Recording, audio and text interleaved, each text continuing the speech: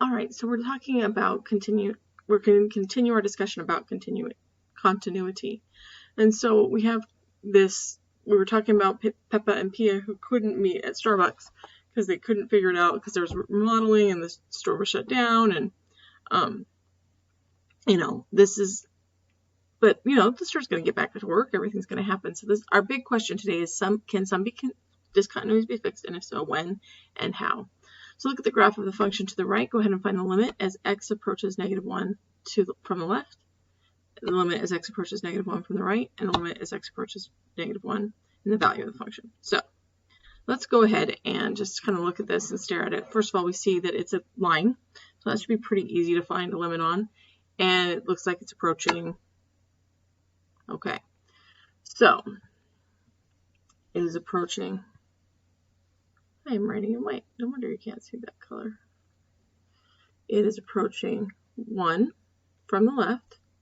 It's also approaching 1 from the right. Therefore, the limit is 1 because it's approaching the same number from left and the right. Although the value of the function does not exist because there's a hole. Okay, that's D and E because of the hole. How could we patch the hole? Well, since the limit exists, we could patch the hole with the value of the limit, and then we would fill it right in. So we're going to patch the hole with -1, 1, and that will fill in our hole. And now we don't have a hole, and we don't have a discontinuity. We've fixed it. Okay, and so that's pretty straightforward. So here's a piecewise function, and it is, let's see what's going on. So let's go ahead and graph x squared minus 5. So x squared minus 5's parabola shifted down 5. Basic parabola shape, 1, 1, 2 and 4. And then 3 and 9. 9 spaces away, so 1, 2, 5, 6, 9. But at 9, it's not equal. So I need to make sure to put an open circle here at 3, 9, 3, 3. Make that an open circle. That is a terrible curve. I apologize for my terrible curve. Okay. And so there's my graph. And they have patched the hole. So when x, they're saying that when x is 3, y is 2. So that's how you read that particular part of that something. They're saying when x is 3, y is 2. So there is a dot. Is this function continuous? No, because there's a hole. And did we patch the hole? No. So how would we? Instead of saying 2, so we would take this part, and instead of saying when x is 3, y is 2, we would say same exact thing, f of x equals x squared minus 5 when x is not 3.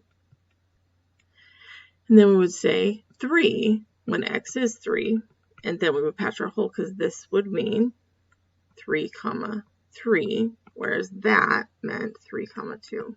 And so if we did it that way, we would have a hole. The second way, our hole would be patched. So that's kind of what it's looking at here. All right, so let's go ahead and take this one. What's the domain? So again, this is maybe not one of your strongest suits because you didn't get a very good instruction piece on this last year, I assume. And so what is the domain of G? So if we recall from these things, we can't, domain means values of the function that make it true, that work, etc., etc.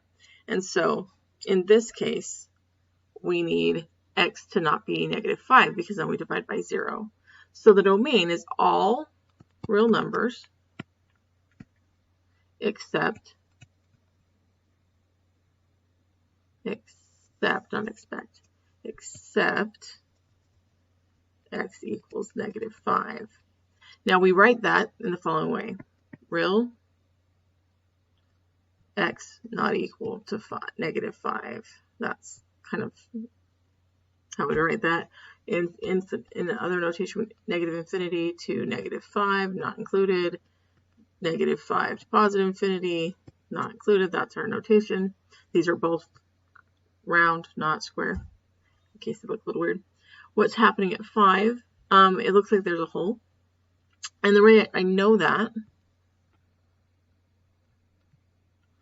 is because I can simplify this fraction. So let me take this fraction and work with it down here. X squared minus 25 over x plus 5 can be rewritten as x plus 5 and x minus 5 with factoring the numerator and x plus 5 on the bottom.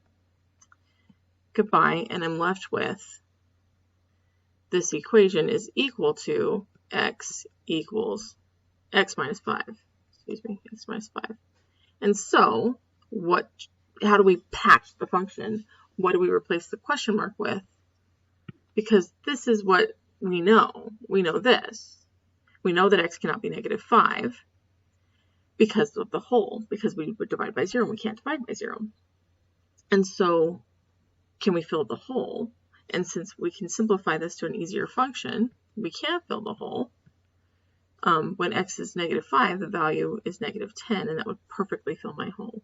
You can check and see if you're right with your discontinuity patches by plotting them with Desmos. Now, Desmos is a little funky because it won't give you the hole. You won't be able to see it. You'll have to kind of know it's there. So let me just show you what I'm talking about here with that. Like I said, you just have to know it's there. And so, knowing it's there, x squared minus 25 divided by x minus 5, x, was it minus 5? No, it was plus 5, right? Just making sure of my equation. Yep, plus 5. Okay. And so we can't see the hole, and the hole is at 5, negative 5, and it is 0. So if we trace along this graph, notice that it is a line.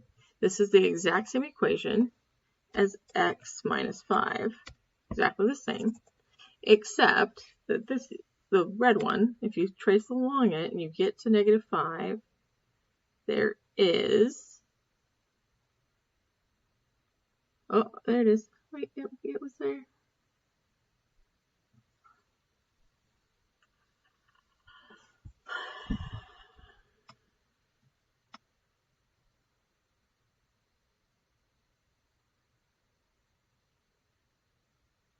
There.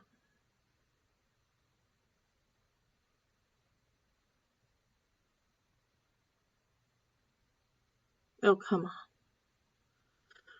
Anyway, you have to kind of know it's there, and it's not being, I'm not being careful enough, but maybe if you watch closely, you can see that it's saying it's undefined for half a second before it freaks out. Anyway, there's a hole, and so we would patch that hole. And it's pretty obvious by looking at this graph that it's at negative 10. I apologize for the lack of my steady hand to make that actually show up, but that's the idea. Okay, so we're moving discontinuities. So go ahead and pause the video so you can write all this down without listening to me talk over it. But discontinuities that occur when a limit exists can be removed. So the only ones we can remove is when the limit exists. They can be by defining or redefining a point in the graph. In other words, we're patching the hole. So evaluate the limit as x approaches a of the function. So whatever you're trying to find, the hole, if you will. If the limit exists, define f of a to be the limit. This creates an extended function. So this fills it out and makes it all good. So this creates the patch. Okay. And so what points we added to make this function continuous and or explain why it's not possible. So it would be easier to write here to patch this hole. We would have 6, 1/2. It'd be easy to patch this hole, 5, negative 1. I could patch this hole at, I could fill in that hole at 3, 2. I can fill in this hole at 1, 1. So those are my first patches. But I cannot make it continuous. I can make parts of it continuous. I can totally fix these, but I cannot fix that. So I would talk about, yeah, I'm going to fix by putting in 6, 1/2, patches one hole, 5, negative 1 patches another hole, 1, 1 patches a hole, but 3, 2 fills a hole and causes a problem. Because if I fill in that hole,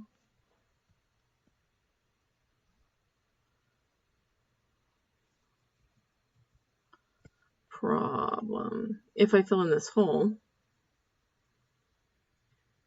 I don't have a function anymore. Same with this one. I can't remove that. But even here, this is not okay. I can't have 2 values to find. And so this one is actually an impossible discontinuity to remove because it's a jump discontinuity. The limits are different. We can't fill that in. This one we can fill in by removing and patching, but that one we can't. Okay? So you'd want to write something like that down about what's happening. The jump, that is a terrible J, makes it impossible to remove.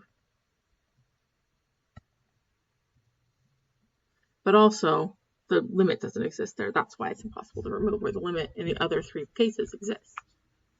Okay, so we'll ask questions like this. What value of k would make h continuous? Use the definition of continuity to justify your choice. So we talked about the definition of continuity in class, which means the limit exists, and that the value of the equation at that point is equal to the limit. Okay, so anyway, there's a hole at x equals 9.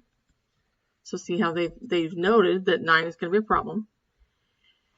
And so first thing we're going to do is try to take the limit as x approaches 9 of the function. And if I plug 9 in, I'm going to get 0 over 0.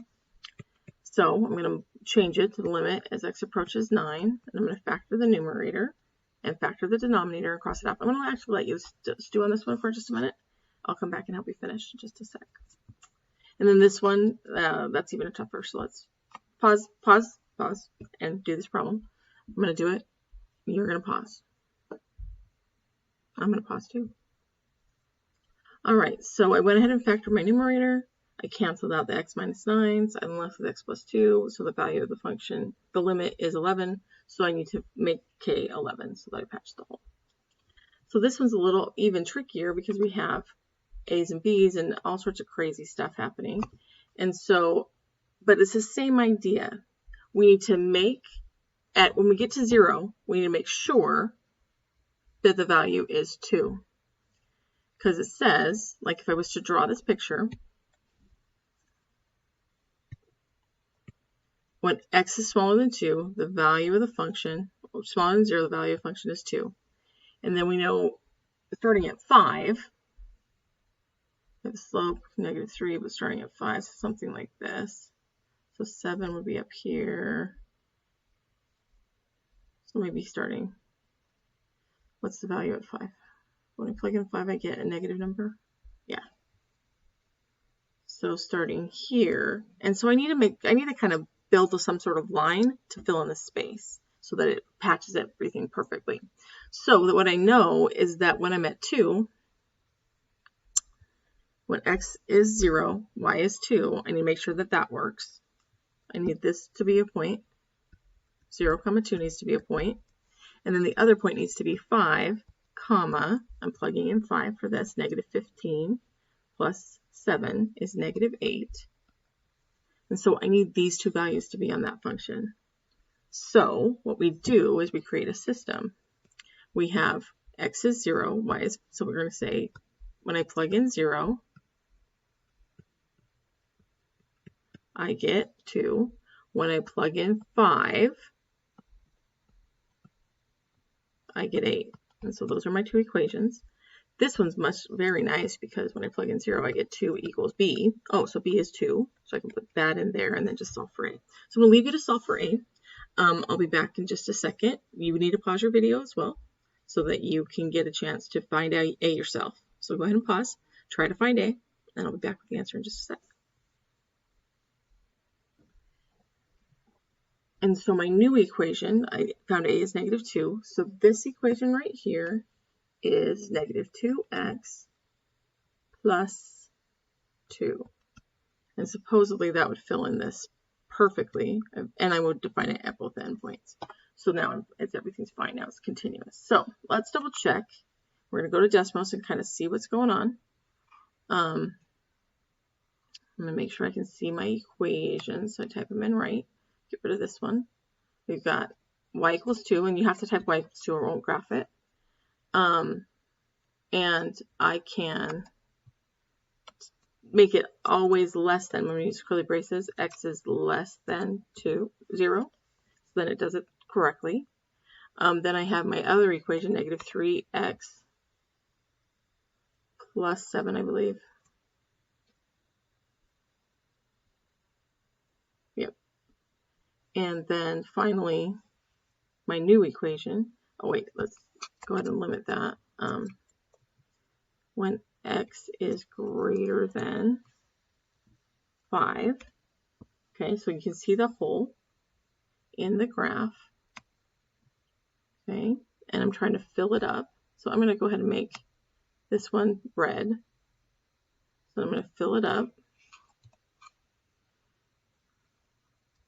Okay, I just wanted to get a color up here so I can make it green. Fill it up with green. And it's negative 2x plus 2. And see how it meets perfectly? And then in curly braces, I can put in x is less than or equal to 0, which is less than or equal to 5. Whoops. What's wrong?